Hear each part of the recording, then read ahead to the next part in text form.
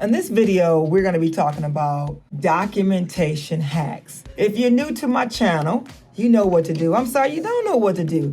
I want you to make sure you stop, subscribe, and you'll be notified every time I do a video. Well, let's go get on into this video today. Today, we're going to be talking about documentation hacks. And the reason I chose this video, documentation hacks, because I've been in this great automobile space for 25, 26 years. Could be a little bit more. I don't like to count after I get to so many years. But listen, too many people come in a dealership and they don't know what to bring to the dealership when they're self-employed. Self-employed is if you own your own business, if you're an entrepreneur, if you are a gig worker. A gig worker is somebody that drives for Uber, Lyft, Amazon Flex. Anybody that's self-employed, anybody that doesn't work for a company where you are a W-2 employee, you work for someone. But this video is for people that don't work for anybody, you're self-employed, you're 1099, which means you don't pay your taxes on a regular basis, or you can pay your taxes on a regular basis, but the taxes don't come out your check. You do not account for your taxes of coming out your check. 1099, somebody writes you a check, whether it's to your business or to you personally, but most of it's made out to a business. And some people, they're made out to the person, means that they claim their taxes at the end of the year or every quarter. However you file with the IRS, that's your business, whatever you do. But special note from the Queen, make sure you file your taxes. So anyway, let's get into this video. I want to talk about self-employed buyers, which are self-employed car buyers, which are people that look to buy a car and they don't pay their taxes on a regular. Well, they don't have the tax taken out their check. So we consider that at the dealership being self-employed. One thing I want to say is that one way to getting around of getting a vehicle and you're self-employed is that you have, number one, a larger down payment than the average person. No, when I say a larger down payment, I'm not talking about coming in with $1,000 down, $2,000 down, $3,000 down, because that's not considered a large down payment. Money talks. Always remember at the end of the day, whether you're self-employed with bad credit or self-employed with good credit. When you have good credit, you may not have to put that much down, but when you are self-employed with bad credit, or I like to say bruised credit, the larger down payment, the better chances you have of getting approved for that particular vehicle you want. Now, something you need was something you want. Larger down payment is the key. Now, I'm not talking about 10% of the sales price of whatever the car is. I'm talking about 20 to 25% down. 20 to 25% down. So whatever that sales price is of that car, and you come in with 20 to 25% down, then you're a winner. You're a winner. You will probably automatically be approved, because the larger down payment helps when you have someone with their eyes looking, an underwriter or a buyer looking at your credit application. That helps them determine whether they're going to approve you or not with that larger down payment. 20 to 25% down, 30% down. Why does that help? Well, that helps because they figure the more money that you put down, if you won't default on that vehicle, because you don't want to lose that money, that down payment money. So let me just say this again. The reason larger down payment is important when you have bruised credit or bad credit when it comes to buying a car, when you're self-employed or you're that gig worker, you put that large down payment down. The buyer is thinking, no, you're not going to walk away from putting 20 to 30% down. You're not going to default on that car loan because you don't want to lose all that money. And all that money will not come back to you. So if your car is repossessed in, say, a year or a year and a half, and you put 20 to 30% down, that money doesn't come back to you. You know where it goes? To the next person that buys the car. They're going to have equity in their vehicle because you put all that large down payment down. In other words, the larger down payment, the better your chances of getting approved. Why? Again, let me say it again. It's because they figure that you're not going to walk away. You're not going to walk away from the monies. You're not going to walk away. So consider larger down payment. That's one way. So another way is if you're self-employed, and that's you, or you're 1099, again, you don't pay taxes. It's what you call paper trail. Deposit your monies into the bank. Take all the money that you get. Yeah, I'm talking to you. You don't want to put your money in the bank because you're scared. Think some IRS, somebody gonna come after it. Or if you're looking for a vehicle, this is one thing that you need to do. You need to deposit your money into an account. You need to separate your personal from your business. So just deposit your money into your account. And so what the bank's gonna do, you want to deposit in your personal too. If you can put a certain amount of money into your business account, and then a certain amount of money certain amount of money in your personal account, and then a certain amount of money in your business account. But remember, you do it in your personal account. Remember, you got to be able to have some money where it looks like, well, you make money. That's all. Let me just say you make money. When you are a Lyft driver, it's gonna be in your personal name. So you just have to submit 3 months bank statements. But anyway. So you're self-employed, you have bank statements, you want 3 months bank statements. And you're probably saying, why, Regina, why do they want 3 months bank statements? So what they're gonna do is they're gonna average out your income for 3 months. Now, I'm telling you, it's better if you put it in your personal account. Put the money in your personal account. If you want later on, put it in your business account, that's fine. But if you're looking to buy a car, you need in your personal name, you need to have 3 months bank statements in your name. Again, because they're going to average out your bank statements for 3 months. That's very important because they're going to average out what is your monthly income. That's how they're going to help figure out your payment. How much you're going to be able to qualify as far as a car note. They're going to base on your 3 months bank statement, how much money you get per month. So if you're getting $3,000 a month, they're going to figure out what you can afford to pay that month. You're getting $4,000 a month, whatever you're getting, they're going to figure out. But one thing I want to just make sure you find out whether this particular company or dealership has banks that's going to cater to your needs. When I say cater to your needs, is that they have lenders that work with individuals like yourself that are self-employed. In some cases, you might be special finance. Special finance special finance is when customers just need a little help with getting a car. You're still human, you're still good, you just need a little help. So the first tip I can give you, if anything, is to find that particular bank that's that lender or that dealership, matter of fact, that dealership that can help you. If you've been following the Queen for years, you know that I am a person that always says credit union is for the people, by the people. The credit union, again, is for the people, by the people. If you didn't get anything from this video, this one thing I want you to have gotten so far, make sure that you deposit your monies in the bank. Deposit your monies in the bank, because that is gonna, if you need to prove your income and your credit's not where it should be and they need proof of income, you supply 3 months bank statements, then you're in. That's the one great thing you did.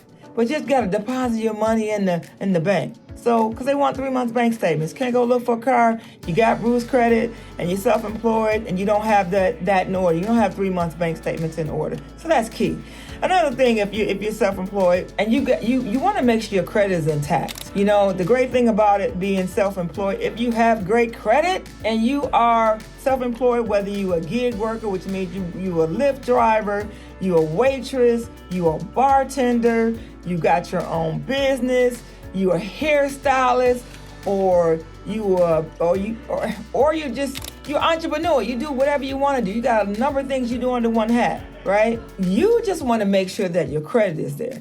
Paying your bills on time is the best thing that you can do. The best advice I can give someone that has their own business is to do what? Just make sure that you make your payments on time. Anything you do, make your payments on time. Why? It's because that's going to follow you. That's the paper trail. The easiest thing that you can do when it comes to being self-employed is pay your bills on time. Because remember, it's a paper trail. And the paper trail is when you follow, you pay your bills on time. That's what I call a paper trail. That's one way. A paper trail, to me, one way is paying your bills on time, because that paper trail will follow you for years. So pay your bills on time. Besides the things I have listed in the video so far, pay your bills on time. So another thing I want to say, if you are self-employed and you have 1099s and tax returns, bring those to the dealership. Bring your 1099 statements that you got, and bring your tax returns. Bring your driver's license. And if you don't have a driver's license, you have ID, bring that. But remember, you can have an ID, a state ID, and buy a car. You can. You just got to be able to put insurance on the car. But notice, this is a little hack here again I'm giving y'all, is that as long as you can put insurance in the car, you're good. Now, if you have a state ID, they do have insurance companies out there that will insure you with the state ID. Now, listen, you're going to pay a little bit more, just a little bit more money for the insurance if you have a state ID, but it's okay. You got to be able to insure your car. Whether you're in Michigan, whether you're in Florida, whether you're in Connecticut, whether you're in Ohio, whether you're in Tennessee, whether you're in New York, whether you're in New Jersey, you have to be able to insure that car. So know that you can purchase a car having a state ID. You can do it. You can purchase a car with a state ID. And in some cases, the banks might not even ask for a driver's license. You know, some banks don't even ask for a state ID or a driver's license. It's only if they ask. But if you are looking to get your car registered in that state, whether it's in the state you're going to buy the car or the state you live in, they're going to want proof of who you are. And proof of who you are, honestly, watch out now. It depends on what state you're in. I'm giving another hack. Driving license state ID may not be required as long as you have a passport. Can you say passport? Passport. Hopefully my video editor would have put this on the bottom of the screen. If he could do a stroll for me real quick. And I don't know if he can do a stroll like right now doing this video, but I hope that he could put, in order to, when you buy a car, you can use a state ID, a driver's license, or a passport. Current passport. So know that you can buy a car with a driver's license, a state ID, and a passport. Can you be the winner? You'll be the winner. No, just kidding. You can buy a car. Okay? You can buy a car. Besides bringing your 1099s or your tax returns, we talked about that. Another thing I want to say is that, you know, before you going to buy a car, whether you're looking to lease or you're looking to buy, it doesn't matter. Check your credit report for errors. See if there's some things on there that maybe shouldn't be on there. It might be a mistake the lender probably made, you know, reporting an item 30 days late or 6 days late. Maybe they made a mistake. Probably not, but maybe they did. Or maybe you a junior and your dad's a senior, and maybe they kind of cross-referenced your Social Security numbers or your credit cards or whatever they did. Maybe your father or the senior, you're the junior, the senior, you know, your dad, you know, whoever the senior is, right? Most of the time it's your dad. Maybe they just reported his information on your credit report. So it's very important that you take a look at errors on your credit report. And the reason you want to take a look at the errors that's on your credit report is because you can get those corrected. Remember, when you're getting errors corrected on your credit report, it usually takes about 30 to 45 days to get everything corrected. So if you're looking to buy a car and there's some errors on your credit report, know that it's going to take 30 to 45 days to update on your credit report. But listen, if you're paying something off and you want to update it on your credit report as paid in full, or maybe you owe less, maybe you owe less on your credit card, it takes 30 days to report on your credit report. Remember, lenders report, the credit report companies report your lenders, whether it's a credit card, your mortgage, whatever it is, they report every 30 days. They report every 30 days to your credit report. And they report the same time every month for that particular credit card. Remember, they report at different times. So if anything, if you want to know when your particular credit card or your mortgage, whoever, when they report, not your mortgage, but whenever your credit card or any other, your payments, when they report, find out when your closing statement is. Say, hey, you know what? You may have a Citi card or a Best Buy, and you say, you know what? When is my closing statement? When do you close out my bill? And then more likely after your closing statement, after it's closed, that day after, a couple days later, they're reporting to your credit report. They do this every month. Now, it might change from day to two, from one day to another, maybe the following month or the next month, right? But they report all around at the same time. They don't report 1 week this month and the closing statement was, and it's 2 weeks later closing statement the next month. Doesn't work like that. It's about around the same time every month. Don't let anybody fool you. It's around the same time every month. So another thing I want to talk about too is that if you're looking to go buy a car and they say, you know what, you can't get approved, down payment, that large down payment's not going to help you. One of the things that you can think about is getting a co-applicant, getting someone to co-sign with you. Now remember, some people don't know what a co-applicant is. Now, a co-applicant is someone that if they go on a loan with you, that if you don't make the payment on your car, the first person doesn't make their payment on that car, the second person will. That's the co-applicant. The co-applicant is just as responsible as the first person, okay? Just as responsible. Some people get confused what the co-applicant is. You're just responsible as the first person. Yes, you are. I'm talking to you. So if you co-sign, know that your name is on the loan until the first person trades in their car, sells their car, or totals their car. But you're responsible doing the whole time, as long as you're on that particular loan. So if they trade the car in and you come off and you don't co-sign again, that's one way to come off. If you refinance, you sign up on the title, you sign up on the paperwork, and then they refinance the loan, then maybe you can come off. Unless they say, well, can you go with them? So what's the purpose of refinancing? You get another co-signer to go with you. That doesn't make sense, right? Well, that doesn't make sense to me. So another thing I want to say is that besides when you go to the dealership, besides taking your state ID or your driving license or your your passport, have all your documentation. If you're self-employed, like we're talking about in this video, make sure you have your 3 months bank statements. If you're not self-employed and you are a W-2 employee, you want two current pay stubs within 30 days. If you got 1099s from last year, bring your 1099s, or you got 1099s period, bring that. Bring your last 2 years of tax returns. Bring your down payment money, or know what you're working with. Don't come and say, oh, I don't know. I think I got $500 down, or what do I need? No, what are you working with?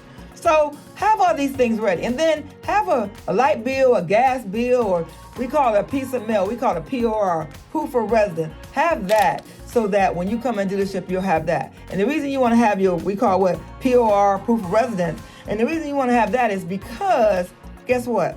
They want to make sure that they can put you at that address that you say you lay your head at and where your car is. Because guess what? If you don't make that payment on the car, you know what they're going to do? They're going to come get it. They are going to repossess your car. Repossess your car. And they want to make sure that they know where to get your car. So that's why they ask a proof of residence. They want to make sure if you don't make your payment, they know where to get their car from. They're not going to assume, oh, I need to go over here, or I need to go over there. They know where to get their car from. Another thing what we ask for is, whether you're self-employed or not, or you're 1099, is we may ask for 3 references. Now, you're probably saying, why don't want people knowing my business? Why do I have to provide 3 references? Well, the reason you want to provide 3 references is, why'd you ask? Is because if you get lost and you don't make your car payment, guess what? And you're late, guess what? They are going to call your references. They're going to just check in. It's called a check-in. When sometimes some people do wellness checks on people just to make sure they're still alive, they're going to be doing wellness check for their car. Just trying to make sure you didn't die and you still owe them money. Because if you die and you still owe them money, guess what? They're going to want their vehicle back. They're going to want their collateral back. So it's a wellness check. You get lost, they're going to call your references. Get lost mean you ain't made no car payment. They haven't heard from you. You haven't called and checked in with them because maybe you had a certain situation. They're going to call your references. So if you didn't get anything from this entire video, I just want to make sure you got these few things.